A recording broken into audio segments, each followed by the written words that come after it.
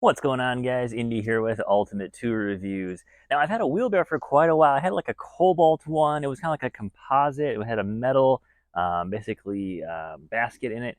And things started kind of rusting out over the couple of years, but the tire worked out great. Always put air in it. Always held, air for quite a while, which was pretty cool. But I wanted to get something else because I moved out here in the country now, and I got a golf cart. I want to be able to have something else that I can tow with, and also, my wife always hated the wheelbarrow because, of course, you have to pick it up on one side to be able to move it. Whereas something more like a cart actually allows you to just pull it, and it's on all four wheels, as well as got a nice dump feature as well. So I saw this at Home Depot, and they got two different sizes. They have a 7 cubic foot and a 4 cubic foot, about a $90 price difference between the two. I figured I'd just go with the bigger one. Looks a little more heavy duty, and of course, it carries about, about double the amount of material as well. So ordered this off Amazon. It was actually cheaper on Amazon than it was at Home Depot. You ever see that little Amazon thing where you can scan stuff? It's basically like allows you to just like scan anything, barcodes, pictures, whatever, and it'll find on Amazon for you. I do it all the time when I'm at Lowe's and Home Depot, and I save a ton of money doing that because I can always see which is the best price as well. So cheaper on Amazon, which is pretty cool. So let's get the thing assembled and see how well it does.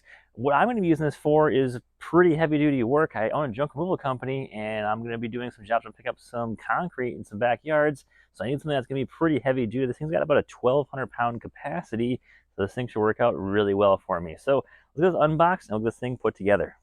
All right, guys, you want to know the exact tools to assemble this thing very quickly and efficiently? What I used basically just a regular impact wrench. This is the Makita XWT12. Not a lot of torque. You don't need anything with tons of torque to put this together. This, of course, is just going to be a little subcompact impact wrench here. For socket sets, you're going to need basically three sizes of sockets. You're going to need a 13. You are going to need a 17 and an 18 size socket, so have those ready to go. There are three different sizes of bolts to install this. I also used a flathead screwdriver for a few steps. Some of these bolts can be a little tricky, carriage bolts, to get them to go because they got to go in a little square hole there, and sometimes they don't want to stick or they kind of just spin it out a little bit. So grab a flathead screwdriver. You're probably going to need it for at least one of the bolts in there. You're going to need a needle nose pliers because you got to put those tires on, and you'll be able to bend over that pin to secure those tires. Probably also need a razor blade to open the box. And finally, I use just a regular wrench for installing the larger bolt on this handle here while I tighten it down with the impact wrench. So let's get on with the putting it together.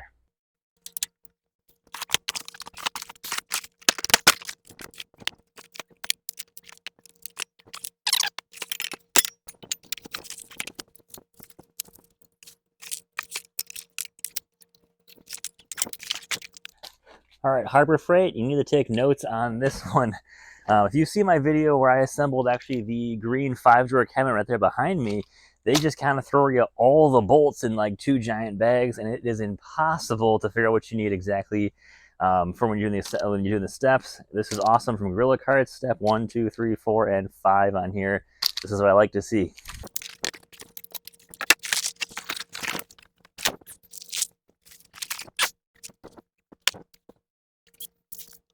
All right, so this is actually not that many parts here. There's a couple of pieces for the frame here. Of course, we got the bed here, 4 tires, and all the bolts are right there. Here's the instruction manual, and it looks really, really simple here. So basically what we're going to do is flip the bed upside down. You have to put the bolts in upside down, which I'm not sure how I'm going to do that exactly. Maybe kind of angle on its side a little bit. And then here's the tools needed. So I'm going to use an impact driver, of course. I don't like using screwdrivers, I don't have to. So we need a pliers and then 2 different sizes of wrenches, I'm assuming, to hold one of the bolts while you drill or while you screw them in. Of course, I'll just probably use a impact wrench instead. And then it looks like the pliers are going to be for putting the pins in for the tires. I'll keep those on. Looks like it's pretty basic instructions here. This looks like it should go pretty quick and pretty easy. Let's get to it.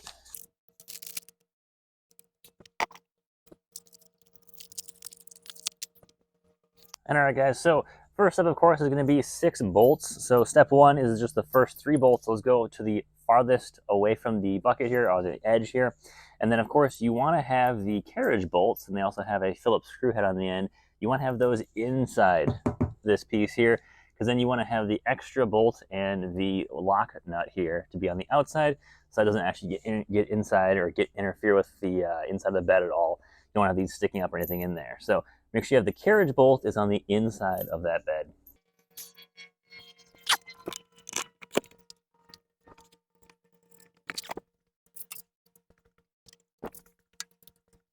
All right, looks like the first set of bolts is going to be a number 13 socket there.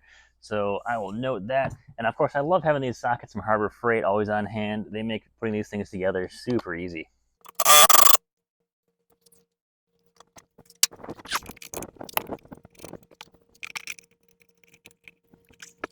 All right, and that second set of bolts, or second set of 3 bolts, they go on the inside here.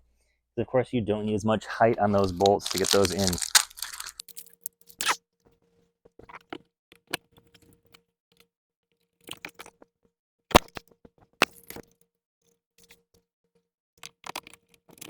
All right, that's all 6 bolts in. I'm just going to tighten them all up now and make sure this thing is secure.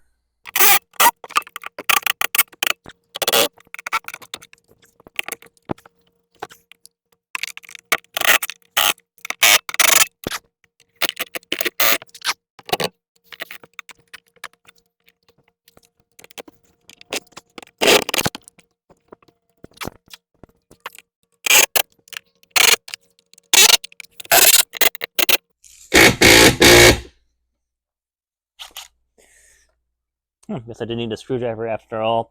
I just grabbed a, what is it, a 1/4 inch flathead screwdriver just to hold those bolts in to get those things tightened up because they don't want to slide into those carriage bolt holes too easily there.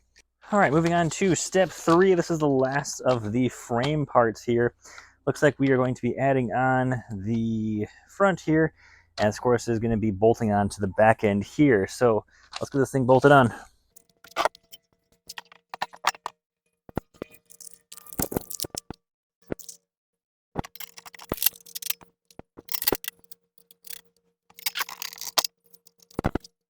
All right, so these bolts are now larger. These are a number 17 socket to get these on.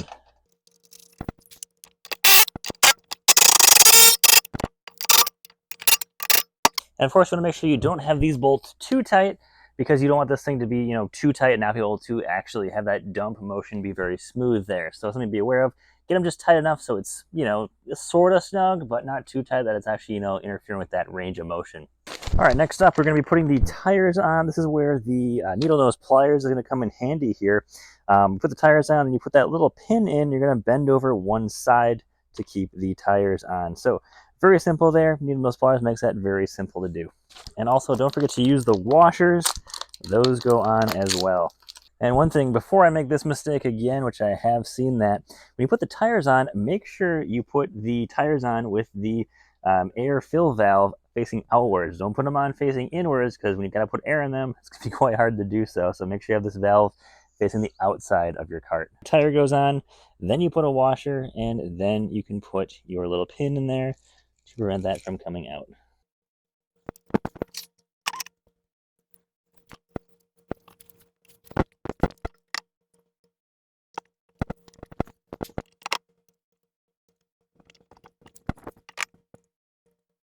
All right, that just took a couple minutes to get those tires on. No big deal. Let's get the handle on and the dump lever, and that should be about it for this.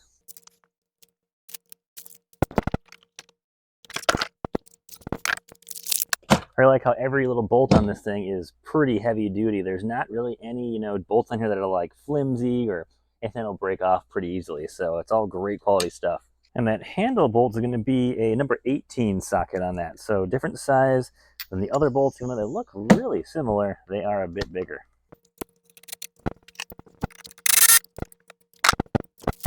And finally, that last step is installing the dump lever, which basically keeps the bed locked down. So very easy to install. Looks like it goes right up front here, and there are 3 more screws. And it looks like that should be a number 13 socket for those screws.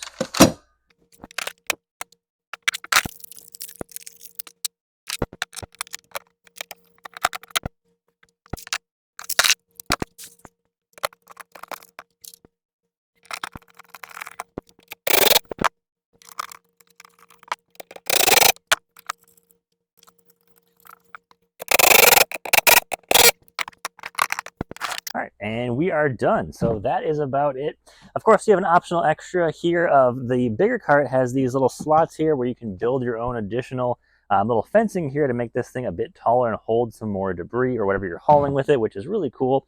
On the latch release here, this is very easy to get out. You just basically pull this button or pull this lever here, and you can dump super easy. So that's going to be about it, guys. I'm going to be testing this thing out, pretty heavy and see how this thing can hold up.